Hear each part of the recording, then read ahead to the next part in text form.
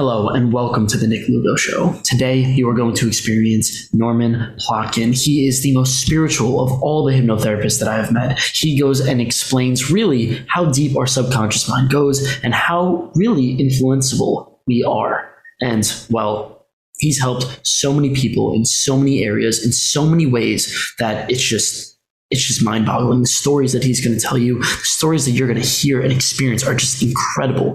And well, I'm happy that you get to experience them. I'm happy that I got to experience them. And well, without further ado, enjoy Norman Plotkin. You know, I had a business coach. She said, you got to start a podcast. Mm-hmm. I'm like, I don't want to learn how to be a podcaster in order to be a hypnotherapist. And then podcast guests came along and I signed up, and now I'm on, one a week, somebody else's. It's, you get to do all the work. I just show up, hang out in the green room for a little bit. And you get clients. That's it. Wow, that's pretty wonderful. I know. That's one of the best things about podcast guests. Like, I spent essentially this entire morning and a big part of yesterday just researching, okay, who the hell is Norman Plotkin? And I get all this information on you. I'm like, holy crap. I'm a public figure.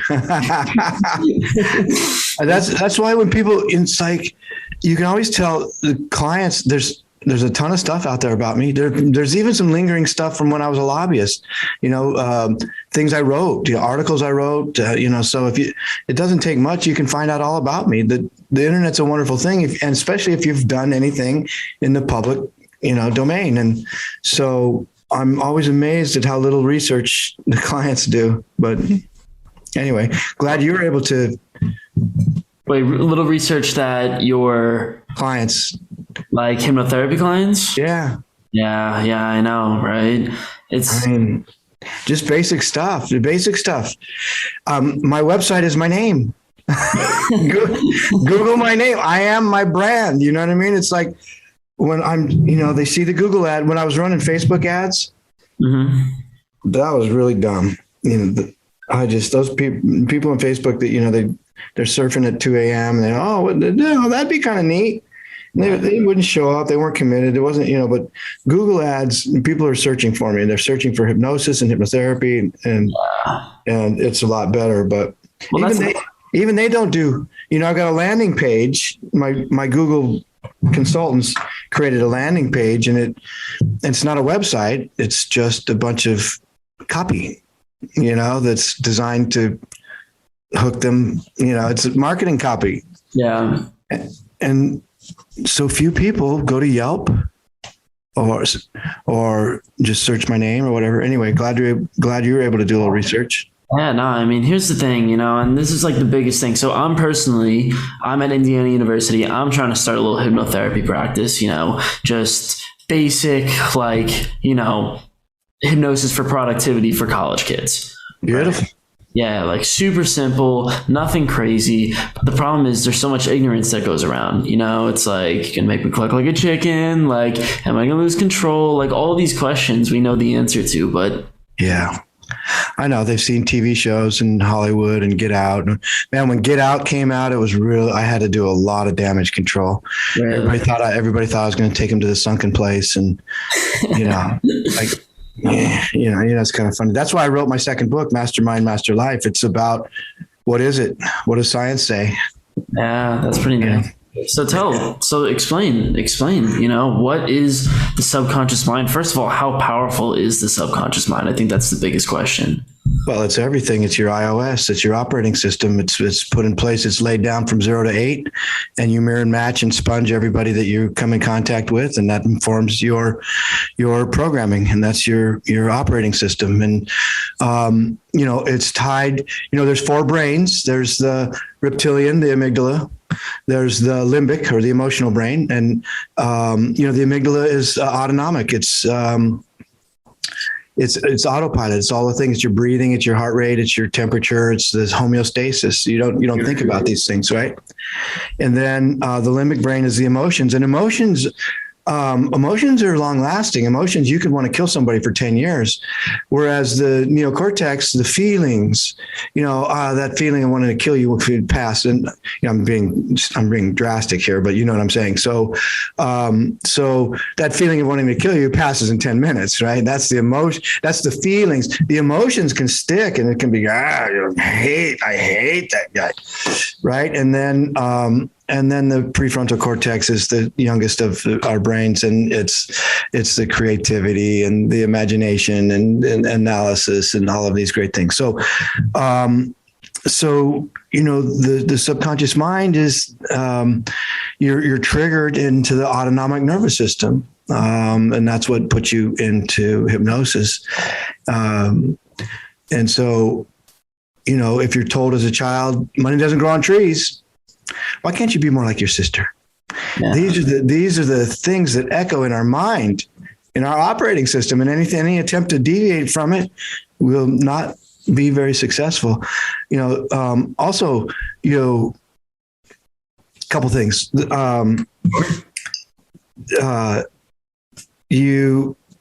It's really hard and difficult. The change is very difficult. Dr. Joe Dispenza will tell you that you got 60 to 70,000 thoughts every day, and 90% of them are the same as yesterday.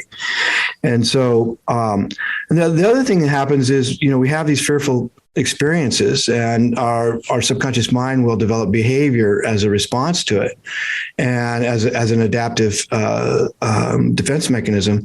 And the threat goes away and it's long gone, but the behavior as an adaptive behavior persists, and it may no longer serve us, and it's really difficult to get rid of. The other thing is some fascinating stuff from Dr. Kelly Brogan, MD. She's a functional psychiatrist and has some great stuff, but she'll tell you about the fact that humans are born with a disproportionately large head. Yeah. And as a result, we don't walk. Almost all animals are up and walking within a couple of days. Humans aren't, and they rely on their caregivers for the first year and a half. It's very likely that they won't survive outside of the care given by their caregivers. And so what happens is they can be subject to a great deal of trauma. I mean, circumcision is just one example, but there's lots of other little traumas. And as a matter of survival, the infant begins to realize that they must identify with their captors, and so what happens is, as an adaptive measure, we can identify with the people who oftentimes torment us. And so we grow up within this big Stockholm syndrome paradigm. Oftentimes, even with loving parents, they don't get it right, and it can be difficult and traumatic. And so alcoholism, the drug abuse, just personality disorders, it's just difficult. Life is difficult, and so we end up with this codependency and mommy medicine and daddy government. Like, you just fall in line, and anyone who's outside of that, it poses a threat to your survival. Yeah. Wow. So you just gave me so much there. I definitely do want to break it down, and I think that's just all the content we're going to need for the podcast, just breaking down what you just said in like 6 minutes. I'll follow your lead. So one of the just crazy, I think this is the biggest problem in terms of, first of all, getting people to be hypnotized, and also understanding the wonders of hypnosis. Is this illusion? It's the biggest illusion that we're being run by this new part of our brain, this neocortex, this conscious awareness that we have. And we really don't understand the sort of, operating system that runs in the back.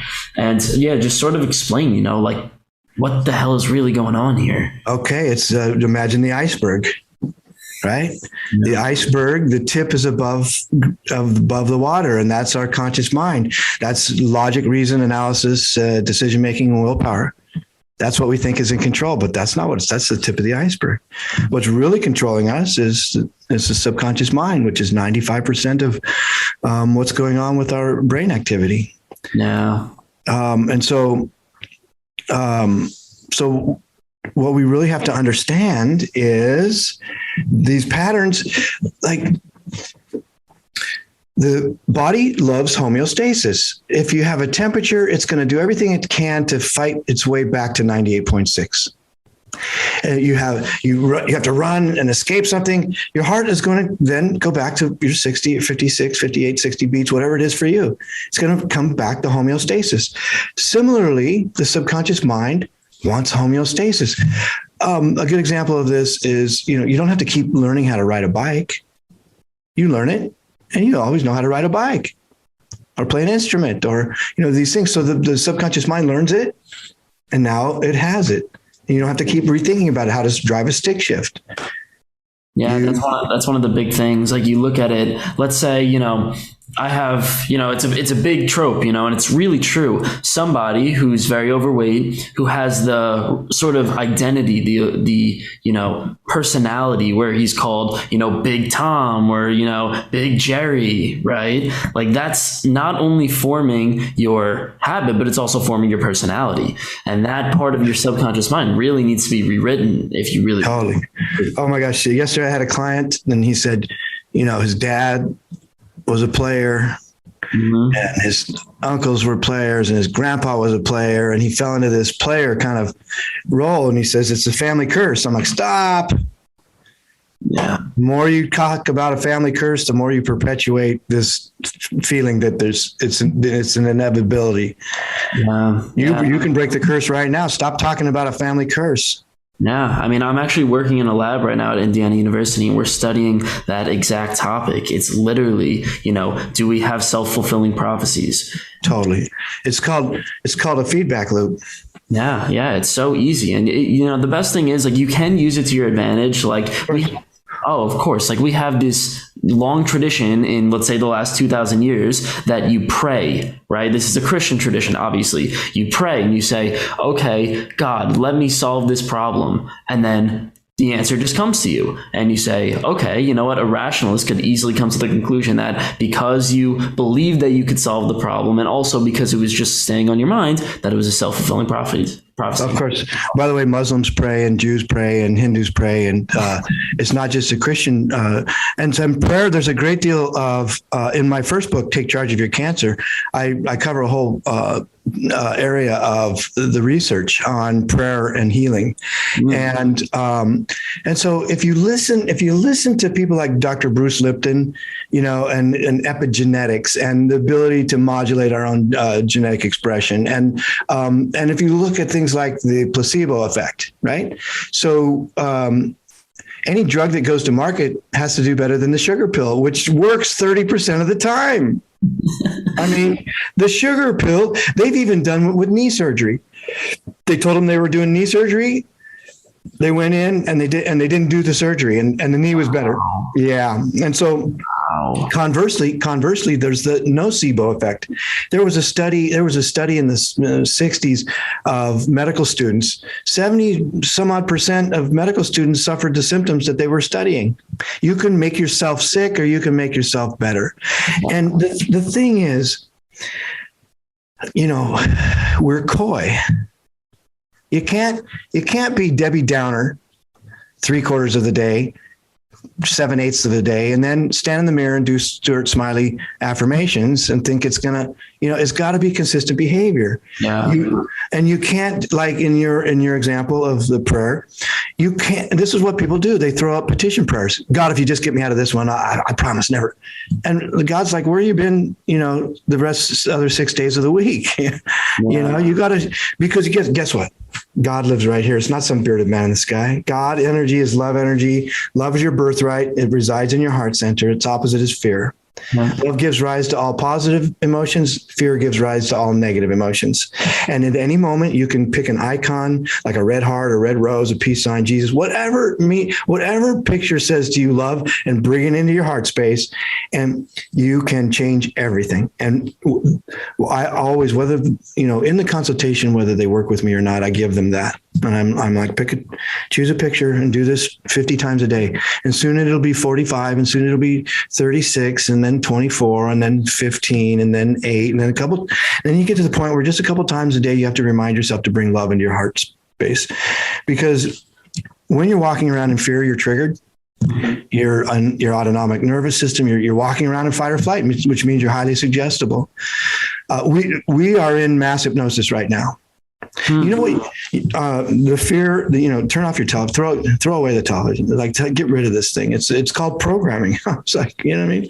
Anyway, so this constant threat, case rates and death rates and variants, and people are like, oh, and now they're researching. Now I'm an expert in the variant. Look at all the Facebook experts that about. Never mind that they don't read the studies and the actual studies. Yeah, but I mean, that's a huge thing. Especially in terms of Facebook and media and all these things. I'm a marketing major, right? And the thing about marketing is that if any marketer comes along and says, we are going to influence the conscious brain of all the people, we are going to make them cognitively want this, they're going to get kicked out of the room. Right. Yeah. That's not what you say. You don't say it that way. You do it that way. So, there's three things needed for hypnotic modality: authority, a doctrine or a paradigm, and you have to feel something. Explain number two. A doctrine or a paradigm? Yeah. A story okay, so here's my authority. See, it's up on the wall. The doctrine or paradigm is hypnotherapy. I'm going to put you in a trance. I'm going to give you suggestions and you're going to change. That's the paradigm. That's and then do you feel something? Well, of course you feel deeply relaxed when you're in my chair. So, but let me give you some other examples. Lab coat and stethoscope, medical books and medical school. That's the doctrine or paradigm, allopathic medicine. And do you feel something when you go to the doctor?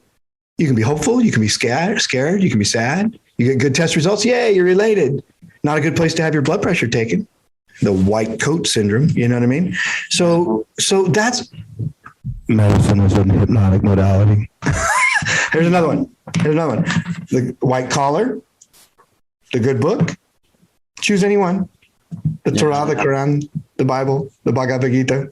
And do you feel something when you're in temple, mosque, or church? Of course. Yeah. That's a hypnotic modality. Okay, so hypnosis is ubiquitous. It's everywhere. Drive time radio is expensive because highway hypnosis. You're driving along and you end up in the driveway and you don't remember the trip. You were in hypnosis. And you don't remember anything, but the stuff you were hearing on the radio, all that stuff is suggestible and actually influencing your subconscious. That's right. Of course. Wow. It's crazy. And the craziest thing is we just have no idea how much it influences our lives. I spend all my time doing work, right? College, all of these things. And if you talk to anybody who's actually experimented with themselves and try to figure out, how can I get up in the morning? How can I be more productive? How can I increase motivation within myself? And they've succeeded at least a little bit.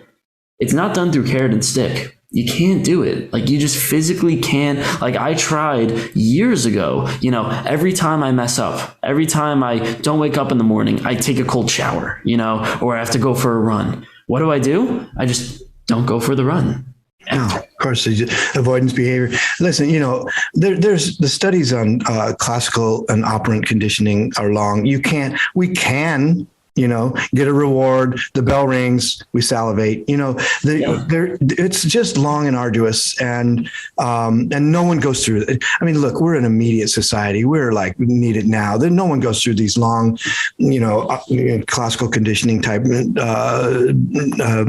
activities to arrive at a behavior. It's just really old. So they want it now, and most of them seek a pill. And hypnosis is, you can do it fairly quickly without the pill. That's why I went into it. But listen, I mean, in the context of what you're doing, I've helped people study. I've helped lawyers pass the bar. I've helped psychologists 3-time failures on their licensure test pass and get, they're a PhD. They're operating under somebody else's license and have failed the licensure 3 times. They come to me. We did 3 sessions. They passed. So, you're in a great place. I mean, you could set up a lemonade stand and be helping people study and pass tests. And I'm trying. That was my attempt to be funny, your lemonade stand. But you really could, if as long as you, your challenge is the marketing thing you're doing, right? You have to package this. And that's why I wrote the second book. I don't get rich from book sales. I give it away. It's, I do sell it when I speak at the back of the room and stuff, and it is on Amazon, but it's really an inducement, to help people feel comfortable doing what I do. And the amount, listen, I was a lobbyist for 25 years. I love the strategy. I love the policy. I hated the politics. It made me sick, and I walked away from it. And I was divinely guided to do this. And I found my soul's purpose. You can read Eckhart Tolle's book, Awakening to Your Essential Purpose, 25 times and still not figure out what your essential purpose is. You have to be quiet and still. You have to go inward. You have to, listen, prayer is when we talk to God, and meditation is when we get answers. And so few people take the time to just be quiet and still. You don't have to contort your body and legs and hands and arms into some weird position. Just sit and be quiet and still for the first 10 minutes of every day. Get up, go to the bathroom, come back, sit, be quiet and still. Close your eyes. You can put some YouTube tones on. There's so many great things, binaural beats and stuff. I learned the old school way with breath and stuff, but now I have a whole library of 432 hertz and 528 hertz and so these binaural beats where I just put a tone, or sometimes I get some Native American drumming. Really? And you just go in and you spend this quiet stillness, and you shake the Etch-a-Sketch and clear the screen. Well, I'd love to hear the process. I get essentially, just to sum up your story really quickly, right? Just lived as a politician. Well, first was in the Marines, then lived as a politician for 25 years, really shallow life, if you could agree with me on that. And then get cancer, right? And yeah. How did you transition from a life where clearly you weren't quiet, right? Where your brain wasn't quiet, where it's very deceptive and there's all these lies, and also, you're always active, you're always trying to outpace and outproduce other people, to something where you're here. Yeah, it was, a long, strange trip it's been. And, to quote the Grateful Dead, but, I didn't go to college right out of high school. I went in the Marine Corps. Then I got out of the Marine Corps. I worked in the oil fields and a rock plant like Fred Flintstone, making little rocks out of big rocks. I then was climbing telephone poles, building cable TV, and my brother was killed in a car accident. I was 24. He was 22. And he was pre-med, and it hit me hard, and I cried, and I couldn't figure out. So then I'm like, wow, okay, all right. I never had to try at all in school. I've been able to wing it at a very high level, which is a curse, by the way, because I just walk in and just wing it, And so anyway, I moved in with my mom. I walked onto a 25,000 student community college campus in San Diego. I did speech and debate and student government, and still got my AA in a year and a half. Transferred to Sac State, with government, the seat of government in California. It's a nation state, the 6th or 7th largest economy in the world. The first semester, I was in the government department at Sac State, and I saw an internship, a paid internship, and I went after it, and I got it. And there were, and term limits passed, and they cut the legislature's budget that year, and they hired me right out of the program. They got rid of the guy making 50,000 and hired me making 25. And so I became the reading clerk. And, when I was in high school, I was in Future Farmers of America, and I was the president of the parliamentary procedure team. So stepping into the clerkship, I already knew they don't use Robert's rules. They use Mason's manual of legislative procedure, but it's very similar. So anyway, I just stepped right in, and, from clerk to consultant, I ran campaigns. I became the committee consultant for the insurance and health committees. And then I was hired by the Medical Association to lobby for the doctors, the 30,000 physicians in California. And then I struck out on my own and started my own lobbying business, and I represented petroleum, energy, and automotive. But it was always the underdog. It was small energy against the monopoly utilities. It was the automotive aftermarket against the big car companies. It was small oil against big oil, And so, I did it. I loved it. It was shallow in that it was very material. I had Porsches and Italian suits and a big 4,000 square foot house and a trophy wife. And, it just, it was shallow. It was materialistic, and it was, and I thought all that made me happy. And then when I got sick and I was facing losing it all, I've had a, existential crisis. I'm just like, and that's when I walked away from all of it. My ex-wife didn't handle it well. She, took pills, and, our marriage didn't survive. And it's never just about the cancer. Right. And so I moved to LA, and I was divinely guided to there's a nationally accredited school in Los Angeles. 18 months, How'd you get there? I need a little more than divinely guided. All right. So when I first moved down there, I took a job as an executive director of a trade association, very similar to the kind of stuff I was doing. I was leading, $1 million a year, an association, and these people, they were metal finishers, and they chrome platers, and your cell phones are, all the components inside, they're dipped in gold and silver and precious metals. That's what these guys did, and I brought them into the 21st century and everything. And then I started to work on their ethics, and they didn't renew my contract.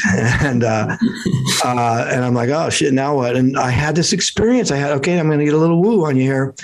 I had a big Jeep, and I built it into a monster, big tires and coilovers and long arms and a winch on the front. And I'm walking out the day I was going to the office for contract renewal at the 1 year mark. I was walking out of my house, and the winch went, it activated on the front. I'm not in the vehicle. The key is and it's on the accessory line from you have to have the key in and turned on. Yeah. And I'm like, whoa, what? And then I go there, and they don't renew my contract. They tell me I have an hour to clean my stuff out. And I'm like, oh. And I've had other experiences like this before. I'm very sensitive, but I'm as a Marine, as hard charging lobbyist and stuff. I didn't pay attention to any of it. Right. Yeah. So, I saw a psychic, and she was beautiful, this beautiful psychic in Los Angeles, very, very mystical. And, she said, oh my gosh, you're so psychic. You're like, and so I started seeing her on a fairly frequent basis, and getting insights and stuff. And she said, she sent me to the Hay House conference in Pasadena. Hay House, I don't know if you're familiar. It's a publishing company, very spiritual, new agey. Wayne Dyer, Louise Hay, both of whom have passed now, but Dr. Joe Dispenza, Greg Braden, Dr. Brian Weiss. There's just a lot of folks you may have heard of. And I went to this conference, and I was just on fire. I was one of 5 men at a conference of 5,000 people, but it really just opened my mind. And I had read Wayne Dyer's Power of Intention, and she was teaching me, my psychic was teaching me about the archangels. And so I had written a letter to Archangel Michael. Dear Archangel Michael, I have these mad skills, and people have paid me millions of dollars. Yeah. But I want to put myself into the service of others, but I don't know how. Please direct me so that I might put myself into the service of others. Very truly yours, Norman Plotkin. Took it in the backyard, lit it on fire. Why did you light it on fire? Is that what give it to the universe? It's transmutation. So I gave my message. Angels don't read. So you light it on fire, and you give this message to the universe. Okay. And then I went back into the house, and I went into my room, and I closed the door. I was in my darkened bedroom, and I did japa meditation for 20 minutes. Namo Narayana, Namo Narayana, Namo Narayana, Namo Narayana, Namo Narayana for 20 minutes. And my chest was just resonating. And then I stopped. You do this cool down for 5 minutes. And when I stopped my chanting, I experienced the most powerful, energetic force come down the hallway through the closed door and stand right next to me. And I'm like, I'm afraid. I'm like, I don't want to open my eyes. And I was made to understand that there was no reason to be afraid. Huh. And I am so in awe of what just happened. And then it was gone. And I opened my eyes, and I'm like looking around, and I'm like, So I called Laura, you won't believe the most amazing energy presence. What was it? Yeah. She said, you wrote a letter to Archangel Michael. Yeah. You did japa meditation for 20 minutes and you don't know who showed up. I'm like, really? Yeah. And so I'm thinking about becoming a coach, and I'm researching coaching, and I come across this couple. They're married and they're psychologists, and they're in New Hampshire, and they said, we have this coaching school, but you know what? We do something extra. If you can use hypnosis in your coaching program, it works so much better. And here's why: because people think you're doing something for them. And they told the story of this marketing campaign, this music company, the marketing campaign. They wanted to say, "Put music back in your life," and there was a typo. There was an S added to "put," and it said "puts music back in your life." And when people thought it was something it was being done for them, it was wildly successful. Really?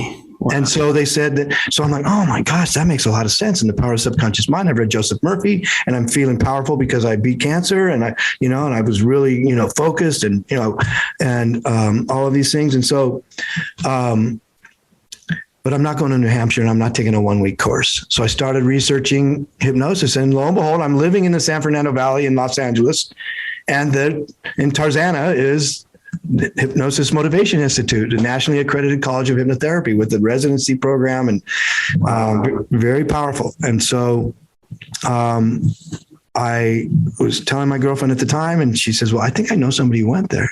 I'm like, really? Can we have dinner? So we had dinner, and I talked to her. She goes, oh, you'd be great for this. And I'm like, really? What was your experience? Oh, she was great. And so I made a call. I went over, and never having been hypnotized, I signed up and paid cash for the. Never having been hypnotized. Yeah. Wow. See, yeah. I mean, there are so many leaps of faith in that story. Like totally. But when you said, well, you got to give me more than I was divinely guided. Okay. Right. But don't you see the power of the divine guidance? Yeah. I knew it. I had a knowing, not in here, down here. Yeah.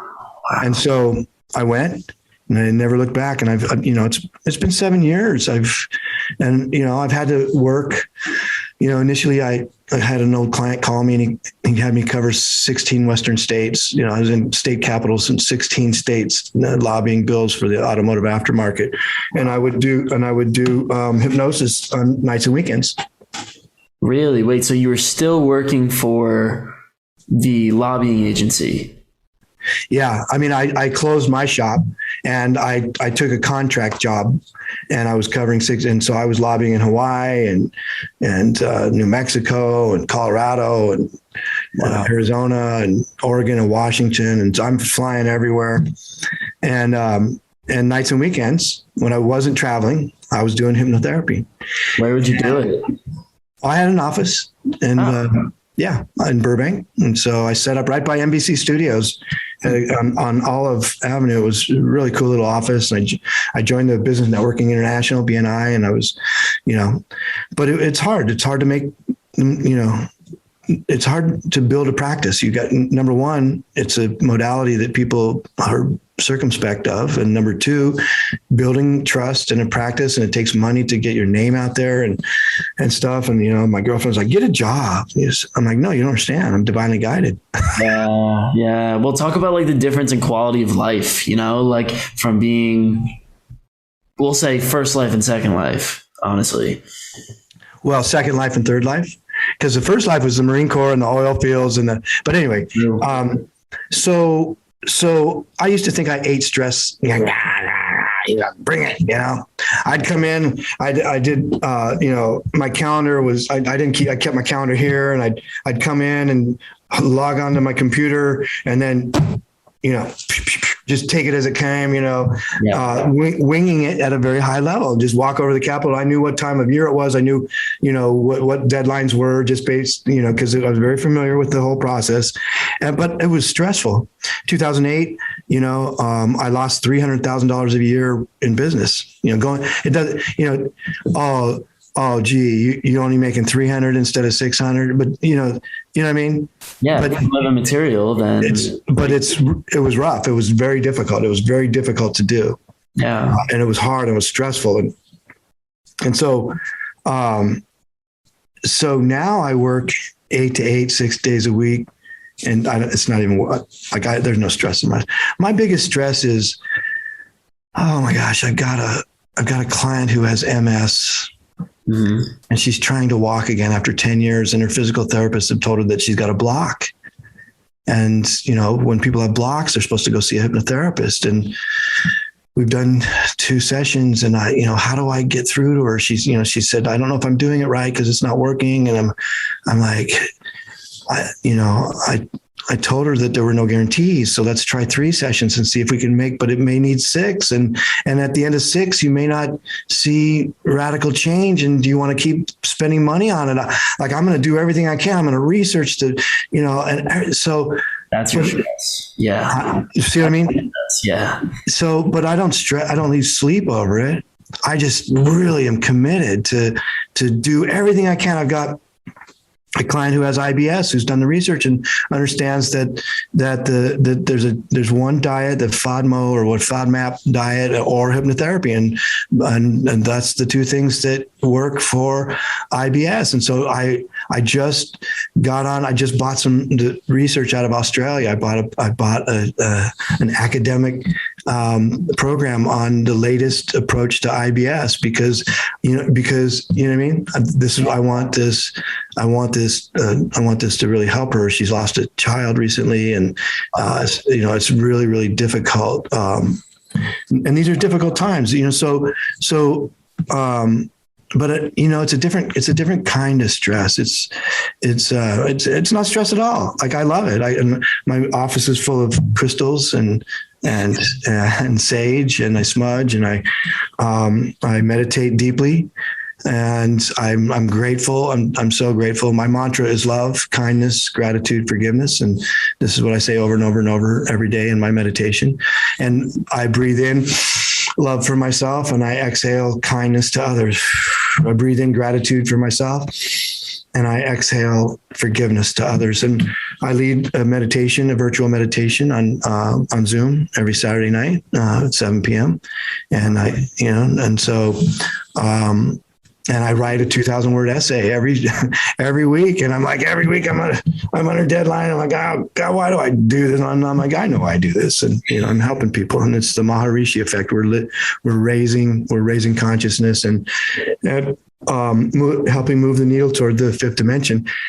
But I don't have any trouble getting up in the morning.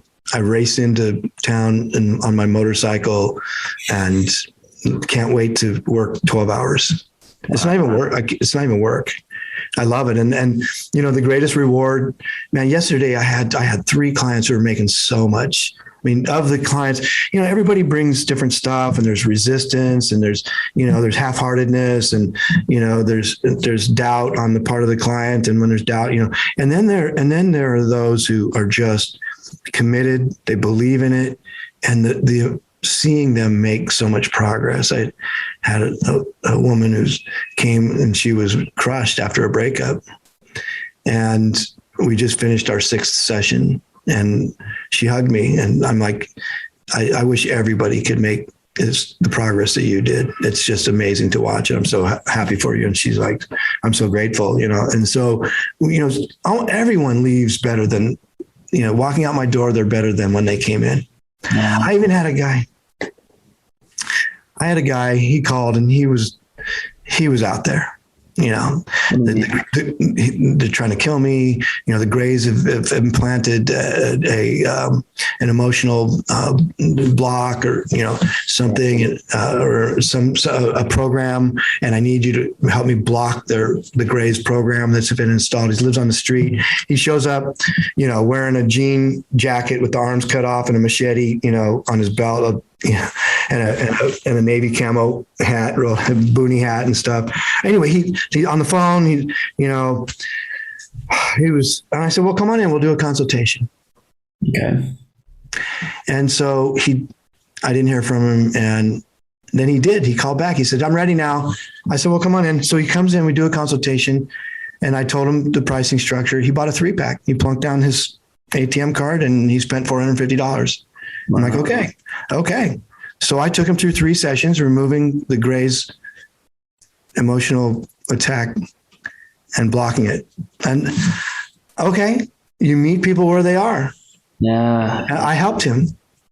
So where did he end up? Was he just not paranoid anymore? Like, no, he lives on the street, and he'll come up with a new malady, I'm sure, but the Gray's emotional sabotage is blocked. Yeah. So, but I've helped people lift fibromyalgia after 9 years. The doctors, all they could give him was pain pills. No one asked her what was going on in her life when it started. I've helped people. Soccer moms are great in terms of referrals. I helped a soccer mom. Her son was on my son's soccer team. I told her what I did. She goes, "Oh my gosh, my daughter has gone off to UCSB and she's straight A's, captain of the soccer team. She went to Santa Barbara and fell apart. She calls crying every day." And so I just helped her with her separation anxiety. And mom was so grateful. The daughter loved me. Next thing I know, I got her cousin who stutters. And she had a brother who was a golden boy who sucked the oxygen out of every room she ever walked in. And she began to stutter at a very early age for attention. Wow. But they didn't see that. They didn't understand it. So in one of the sessions, she said, my mom and I are mad at my brother. I'm like, "Oh, tell me about your brother." "Oh, he was home from Stanford and, he just pisses us off." And so I'm like, "Oh, tell me more about him." "Oh, he's a golden boy." "Oh, in sports, on scholarship to Stanford." "Oh, okay. All right. Well, here's what happened. You began to stutter to get attention because you couldn't get attention because he got all the attention. Are you ready to stop?" She said, "Yes." 3 sessions, no more stutter, because she understood where it started and was ready to give up the behavior. Now, conversely, I had a 77-year-old man, and we lifted his stuttering, and 3 months later, he started stuttering again. I'm like, "What happened?" He said, "It's who I am. I'm 77. I ain't changing." I'm like, "Okay, as long as you're ready to own it." You know what I mean? It's not because the hypnotherapy didn't work. It's because that's the way you want to be. And that's a conscious decision, not a subconscious decision. Yeah. Well, okay. So I have a question. So you overcame cancer twice, if I'm correct. It was the same, and it came back after radiation. Like a subsequent scan showed that it had come back. So was hypnosis like a big part of the treatment for that, or was it just you were healed through modern technology? I would not let them take my thyroid today if I had it to do over again. But I went through the allopathic cut, burn, poison, and so they removed my thyroid and 5 lymph nodes, and I just. Well, what's the cause? What's the result of that? You lose your thyroid. Yeah, and the result of that is I have no thyroid, which is the organ that regulates your whole metabolism. So I have to take a pill every day. Okay. And so the first book is Take Charge of Your Cancer, the 7 Proven Steps to Healing and Recovery. And so what I wrote about the things that I learned, because modern treatment is disempowering. Get a second opinion, go where you're told. Yeah. It's very disempowering. So, yeah. And it's like, you got no skin in the game. Yeah. And that's why people don't recover. And so, I did a bunch of research afterwards, and it turns out reading books like Dr. Kelly Turner's Radical Remission, there's about 10 or 12 things that people who've survived a bad prognosis do. And I just wrote about the 7 things that I learned about. I didn't learn about hypnosis until afterwards, but meditation, diet, releasing repressed emotions. I didn't see a psychologist. I saw a PhD, but she was a medical intuitive. She helped me on a spiritual level. She encouraged me to write and told me about the hero's journey, and so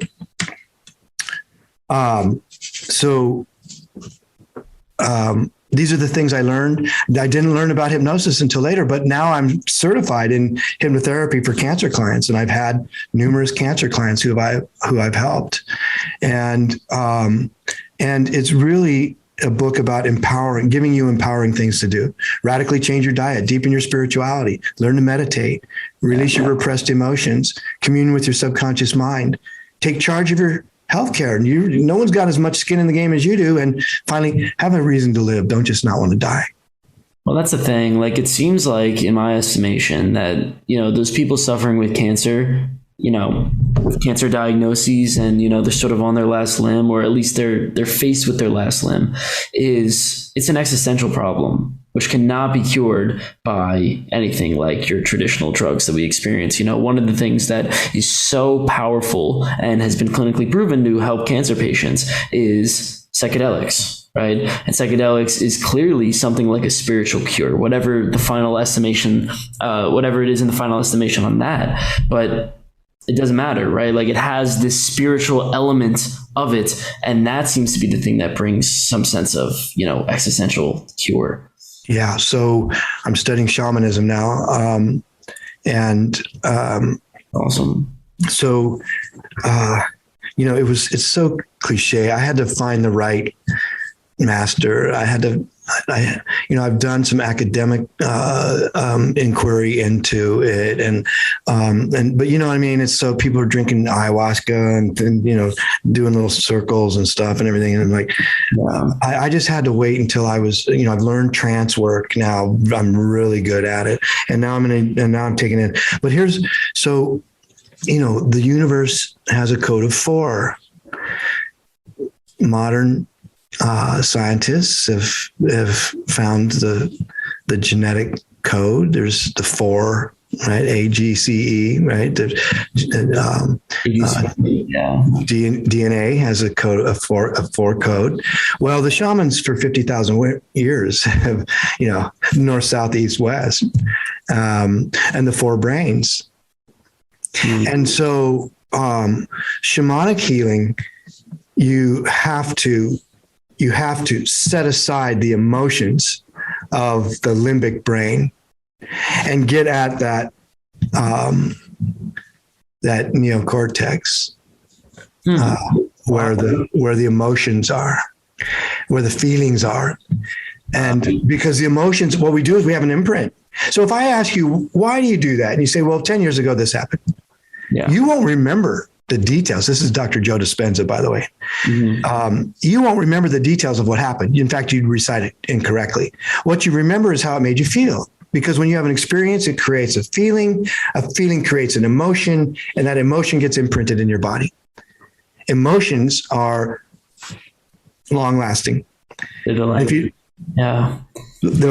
Feelings are transitory, right? So neocortex, feeling, transitory.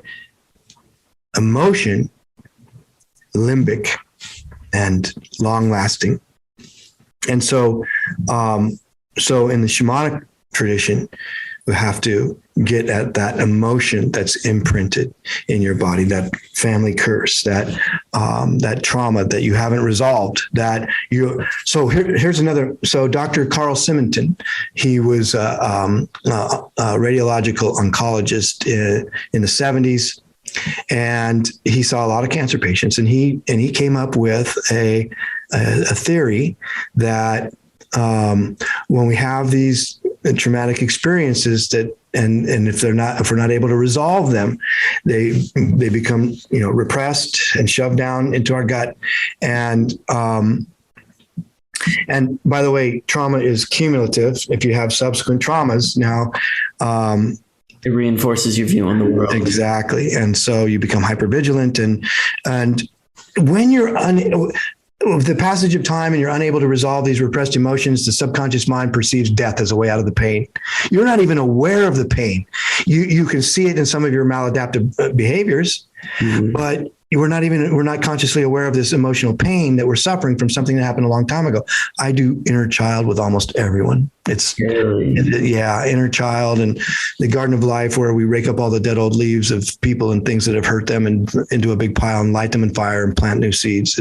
It's so critical, and it's to connect them with, we all have these sub personalities, and the chief among them is the inner child. Anyway, so back to Simonton, the subconscious mind perceives death as a way out of the emotional pain, and will begin to modulate your immune system and your gene expression, and you'll begin to produce dis-ease. I always ask people, what was going on in your life when this started? And I do things, and you'll like this. I do things like the arm stiffening. I don't know if you're familiar with that, but that procedure. Okay. So what you do is when you take them deep into hypnosis and you, and then you tell them you're going to touch their arm, and you lift it up and just, make it very loose and limp, and you support it like this. And I said, okay, now, and you get very paternal. Now I want you to put all that pain and suffering, all that anger and pain, put it in your arm and make it stiff as a board, stiffer, like a telephone pole, like a rod, like a steel rod, make it stiff, and then let it go. Okay. And then just drop the arm. That's it. Straight arm. And it goes from stiff as a rod to limp, ragdoll. And another great book, The Body Keeps the Score. So what we do is we somatize these emotional problems into our body. Mm-hmm. And these are all emotional problems that manifest as unexplained physical maladies. And so what I do is I get it out of their body. And it's super cool to see them. Like I'll say, are you ready to give this up? Well, if I could give it up, I'd have done it years ago. I'm like, yeah, but if you could give it up, are you ready? Well, yeah. And then I do that. And then I do that arm stiffening. And then like with fibromyalgia client, the one I'm most proud of, 9 years. And, I did the arm stiffening and had her let it go. And then we did some more stuff. And I told her, I'd asked her what life would look like, what she would do and all the things. I wrote copious notes about what life would look like and all the things that she would do and who she would do it with. And I said, I want you to imagine now it's gone. And it's never coming back, and you can get your life back to normal, and you're going to do this, and you're going to do this, and you're going to visit them, and you're going to go here, and you're going to do all everything that she told me, I gave it right back to her in hypnosis. Okay. And I said, okay, now when you're ready to let this go, when you're ready to be done with this, and when you're ready to get your life back, your arm is going to begin to lift and rise, lifting, rising, rising, lifting. Your arm will just begin to lift and rise. Okay. And nothing happened. And when I was a brand new hypnotherapist, I would have been mortified, but I'm not. I'm patient, lifting and rising. When you're ready to let this go, your arm will begin to lift and rise. Nothing. Then I'm quiet for a while. Okay, when you're ready, lifting and rising, rising, lifting, lifting, rising, rising, lifting. And all of a sudden it began to small jerking motions, lifting and rising, rising and lifting, small jerking motions all the way up. That's right. When you're ready, it's going to go up. I'd already preconditioned her to her arm being up like that. I already preconditioned her because I made her arm up here and so I already preconditioned her to an arm raising. And now I'm telling her that when she's ready to be done with this, her arm is going to lift and rise, rising and lifting, lifting and rising. And all of a sudden she's here like this. And her arm is sticking straight. My congratulations, it's gone. Now we're going to come up from 0 to 5. 0, let's shut the door to the subconscious mind and block all negative. 1, slowly and calmly coming up out of the state of hypnosis. 2, physically aware, mentally alert. 3, coming up higher. 4, eyes beginning to open. 5, eyes open, wide awake. 1, 2, 3, 4, 5, eyes open, wide awake. And here's her arm sticking straight out. And so the first thing she sees is her arm sticking straight out, demonstrating that her body said, I'm ready to get rid of this. Wow. And what was her reaction? Wow. Just like yours was. And so we finished up. I'm like, okay, all right. And I said, I'm okay. I'm going to give you 2 weeks to just let this. And 2 weeks later, I pinged her. I'm like, ready for your next session? And I'm like, holding my breath. Yeah. She said, yes, I'm ready. I'm like, and then now I'm like, oh, what do you want to work on? Yeah. Now I'm holding my breath. Oh, no. She goes, motivation. I've been sleeping in and depressed for so long. I don't know I want my freaking life back. And so I'm like, yeah, it's gone. Now she wants motivation because she wants to learn how to live again. Exactly, right? She got rid of the negative. She's done with the negative. It's over. It's all positive. That's right. So what she did was she had been going through a terrible divorce in custody, and she had been in the Air Force. She was very strong, very tough, an executive in the man's world, working in the legislature, and her body was super strong, but she was an emotional marshmallow. But she never let anybody see that. I saw it because we spent a lot of time in therapy. But no one else saw it. She's a really tough exterior, Mm-hmm. And so she shoved this emotional pain into her body because she knew she was strong and could take. Her body was strong and could take it. Yeah. So she somatized this emotional pain, and it became this list of autoimmune symptoms that go into the bucket that just get pills. You know what I mean? So, see what I mean? So the thing is, I'm starting to understand why, like, traditional therapy, like, the therapy of, like, if you go to a psychological counselor, right? I'm starting to understand why it's very ineffective. This is one of the things Timothy Leary pointed out in 1960, and the reason why he did a lot of bad things. But one of the first things that he realized was traditional therapy, if you have your regular people who go into therapy, 33% heal, 33% stay the same, and 33% get worse. And then if you have the people who are on the waiting list who never got into therapy, 33% heal, 33% stay the same, and 33% worse.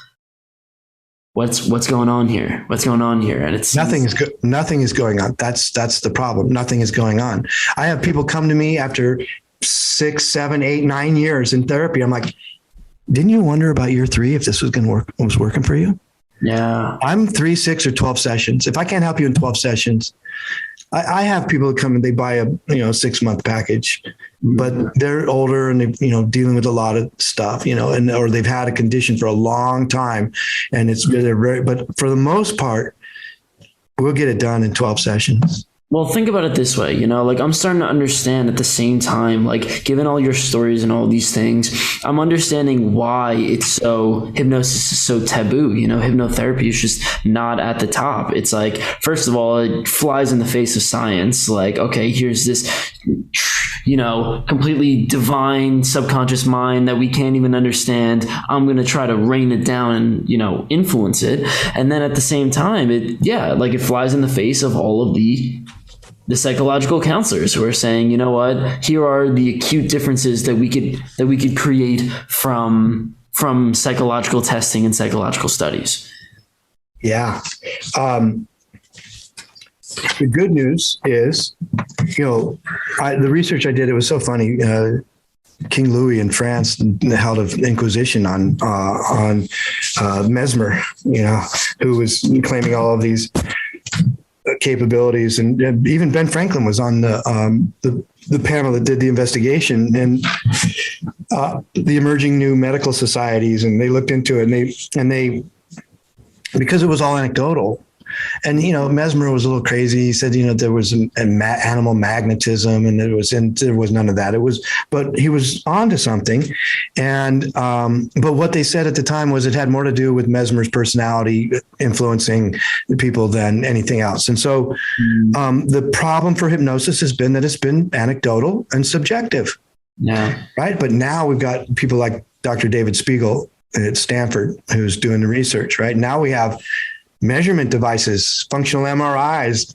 So let me read to you what Spiegel says is going on in hypnosis. So here is an objective description. So Spiegel's recent research has demonstrated a drop in activity in the dorsal anterior cingulate, part of the salience network of the brain, a context decoder, or in layperson's terms, a part of the brain that alerts you to what you should pay attention to and what you can ignore.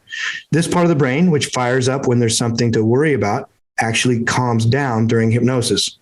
A second change was observed in the dorsolateral prefrontal cortex, the part of the brain where you plan things and carry out routines, and the insula, a part of the brain that helps regulate body functions. These two parts of the brain began syncing up in their connectivity, like altering blood pressure and heart rate. This suggests that during hypnosis, the brain intensifies its connection to the body.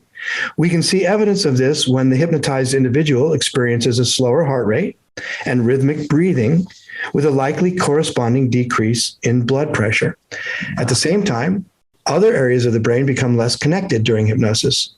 The researchers saw more of a disconnect between the same region of planning and routines, the dorsolateral prefrontal cortex, and a part of the brain characterized by self-reflection. In hypnosis, people tend to do things without reflection. As a result, people will sometimes do embarrassing or silly things in staged hypnosis shows. They're not thinking about it, they're just doing it. So one thing I do want to say, so one of the things that a little neuroscience lesson, you talked about the dorsal anterior cortex, cingulate, and that is the part of the brain, when you said it deactivated, that just blew my mind. That's the part of the brain that ruminates on things, it's the part of the brain that's like, all right, you know what, I got to get this done. I got to get this done. Oh, you're bothering me. I'm getting anxious. It's the one that continues the thoughts. And you're saying when there's decrease in that, I could see the crazy benefit that comes from it. Yeah, totally. It's it's that broken record. It's we all have this onboard dialogue, and it's the ego is driving it, and the prefrontal cortex is carrying out this dialogue. And what happens in hypnosis? Well, here's what I explain it this way. Think of it as that conscious mind, that part of your mind that is ruminating, is a Labrador retriever. And I throw it a stick, and it's off chasing a stick while I talk to the subconscious mind. So how do you do? You do that with an induction, right? Yeah. That's the induction is the stick that I throw the conscious mind. So I always, I try and dissuade people from coming in for one, and I charge higher for a single session, because the first one it's an introduction.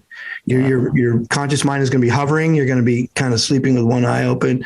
Your dukes are up, And so I always, that first session, it's always that introduction to allow them to feel it, to experience it, to understand that they're not going to blab all their deepest, darkest secrets. It's not like a shot of sodium pentothal. They're going to, truth serum and stuff.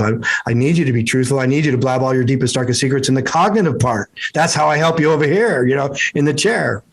So anyway, the point to all that is that it's completely objectified now. We know what's going on. We know why it works.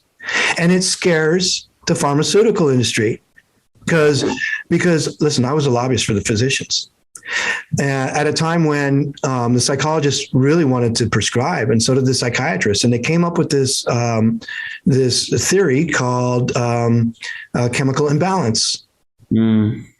It's a chemical imbalance, a lack of serotonin, or, it's like, so we're going to give you these pills to rebalance your feel-good chemistry. For depression. But there's no baseline. There's no baseline. There's no imbalance. Everyone's different. It's a way to be a real doctor, and because real doctors prescribe. Yeah. No, I mean, it's true. Like they give these things called serotonin selective reuptake inhibitors, which is the big thing for depression. And in the 80s, they had so much like, oh, there's so much potential and all this stuff. If you give someone it now, they barely outperform the placebo. And you know what I'm saying? Right? In the current melee, allopathic medicine is going to suffer terribly in the aftermath of what we're currently experiencing. And by the way, back to the three things for the modality: mm-hmm. authority, doctor and paradigm. Feel something?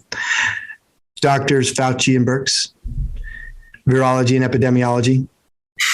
Are people feeling something? Yeah, scared because they're watching case counts and death counts and all this. It's hypnosis. It's mass hypnosis. and I'm getting, there's a lot of people coming to me triggered from old traumas because of the current one that's in their face.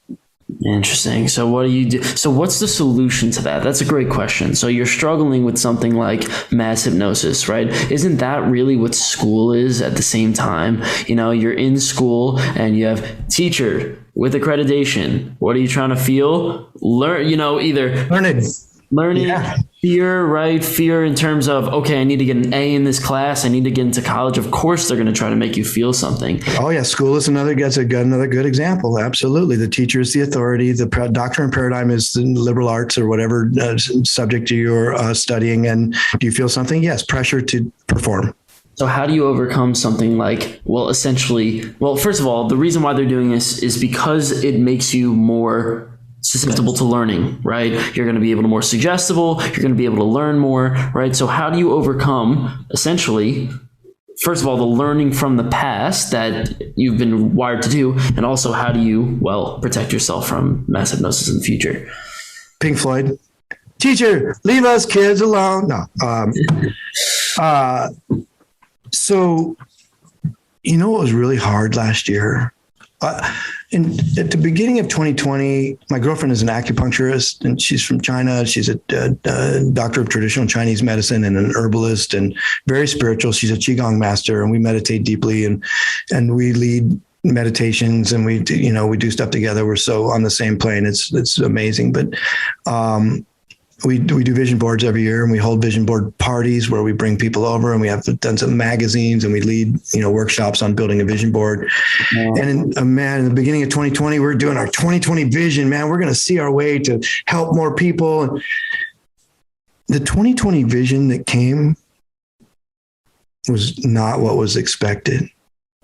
What really happened was the veil was lifted off my eyes and I saw how nothing is as it seems, the corruption, how both parties are the same, it's the same.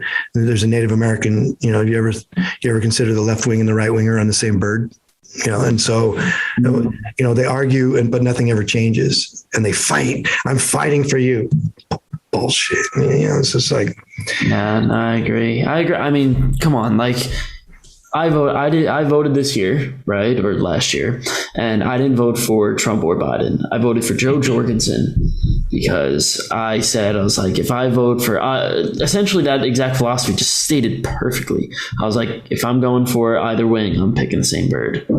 Right. Yeah. Right. And I'm assuming your problem that you experienced was something like corruption, something like, we'll say institutions, right? Institutions as being the problem. Oh, it's all corrupt, and it's more so now than ever. Yeah, the little fiefdoms, and they being in politics. It was, they pass laws for everybody and then carve out their buddies. Yeah. I mean, in politics, I can imagine you had the inside scoop of all that. You ever seen House of Cards? I don't have I don't own a television. I get asked that a lot. Hollywood could never fully capture the depravity. The dramatizations pale in comparison to real life. Wow. Yeah. They do petty shit like, the speaker would put two people that don't like each other next to each other. They'd punish you, they'd put you and make you and your whole office move to the broom closet, which is the smallest office. They would, they would pick off, someone who got picked on. They would bring them in and have them turn. It's just the pettiness is. Every Wednesday, the speaker would get a blowjob in his office and everybody knew. I mean, it's just from one of the people, one of the many. I'll never forget when I saw my friend one day.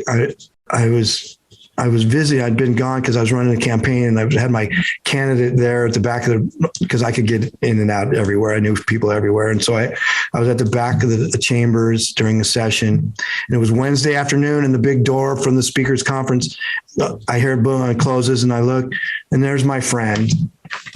And her blouse is undone down to here, and her hair is all rumpled. And I'm like, it's Wednesday after. I'm like, no, not you. Yeah. Well, what was her position? Was she just a low-level secretary, or No, she was a high-level consultant. And really, I can't give details because it would give away. Yeah, it's just.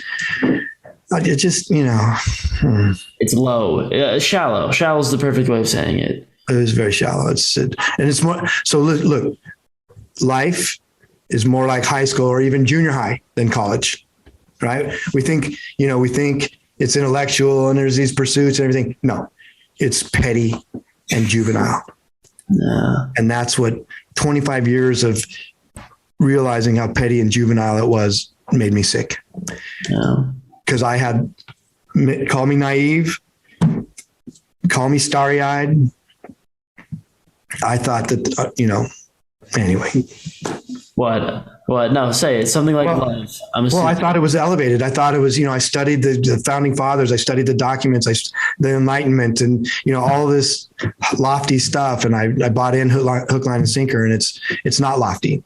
It's petty and shallow and, vindictive. And, so the world I live in is wonderful and dreamy, and people come to me with their problems, and I listen with unconditional positive regard, and I help them navigate it using the power of their subconscious mind.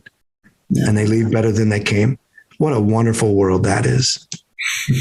Yeah, that sounds pretty nice. Hey, I really respect what you do. I really appreciate what you do. Like, this to me is something like real change, real work. And it's like, we look for acute results in small drug trials and, clinical therapy over years and months. And Sigmund Freud said somebody should be there for 10 years, like this is 3 sessions. It almost feels too good to be true. I know that's what it's like. I'm reluctant to say just how powerful it is because it sounds like a panacea, but it is. Freud, before he created psychoanalysis, he tried hypnotherapy. Did he really? Yeah, but he sucked at it because he was too authoritarian, and people were doing things to please him. They were suggestible, and they were, and it was one of the criticisms, the early criticisms of hypnosis is that it had more to do with the power of the personality of the hypnotist. Yeah, and Freud, and even Jung. I love Carl Jung. I mean, I love the archetypes. I read tarot cards. I've read all of Carl Jung. Yeah, so I study tarot under a psychologist who's written 5 books on tarot and psychology. He's a Jungian analyst, and the archetypes and how we, anyway, the Human Givens Project, check that out. They're in England. If you're interested in hypnosis and hypnotherapy, check out the cool stuff they're doing there. Dr. David Spiegel at Stanford. So those are a couple of resources to help you dive deeper into hypnosis and hypnotherapy. And I'm serious about, setting up shop for studying. I help people study. I help people take tests. There's so much help you could do just at the university. You think it's possible to do like a large group hypnosis session? Oh. Yes. Totally. Okay. Because I'm thinking like, you do very one-on-one individual sessions, but, should it be like, can it be completely wide range where you just do like a general hypnosis for focused productivity? Yes, of course. Or even test taking. Yeah. Studying, sleep.